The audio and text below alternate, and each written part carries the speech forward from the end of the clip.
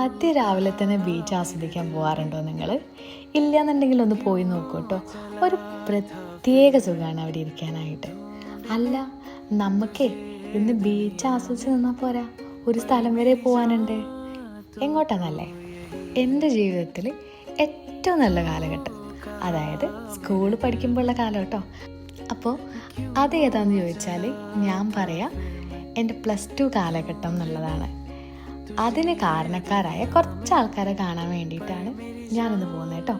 കുറച്ച് ആൾക്കാരെന്ന് പറയാൻ പറ്റില്ല, എനിക്ക് വളരെ വേണ്ടപ്പെട്ട ആൾക്കാർ. ഒരാളെ ഞാൻ കോഴിക്കോട് നിന്നേ കൂട്ടിയിട്ടാണ് വന്നത് കേട്ടോ.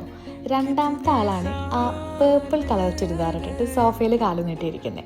മൂന്നാമത്തെ ആൾ പിന്നെ വന്ന എൻട്രി ഒന്നും കൂടെ റീഎൻട്രി ചെയ്തതാണ്. ഞങ്ങൾ 4 ആളും കൂടെ ഇതേപോലെ ഇതേ സ്ഥലത്തുനിന്ന് 3 വർഷം മുമ്പെയാണ് കേട്ടോ കണ്ടത്. അതുകൊണ്ട് തന്നെ ഒരുപാട് വിശേഷങ്ങൾ ഞങ്ങൾക്ക് പറയാനുണ്ടായിരുന്നു.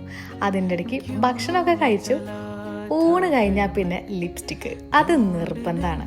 എല്ലാ തവണ മീറ്റ് ചെയ്യുമ്പോഴും എന്തെങ്കിലും പുതുമയുള്ള വർത്തമാനങ്ങൾ പറയാമെന്ന് വിചാരിച്ചാൽ ഞങ്ങൾ പിന്നെ എത്തിപ്പെടുക ഫെബി ആസിഫ് അലി ലവ് സ്റ്റോറിയാണ് കേട്ടോ. ലവ് സ്റ്റോറി എന്ന് കേട്ട് ഞേട്ടണ്ട, അത് ഒരു കഥയാണ്.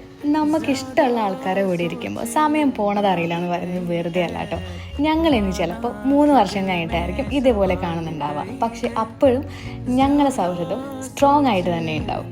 അപ്പോൾ ഓക്കെ, ടാറ്റാ.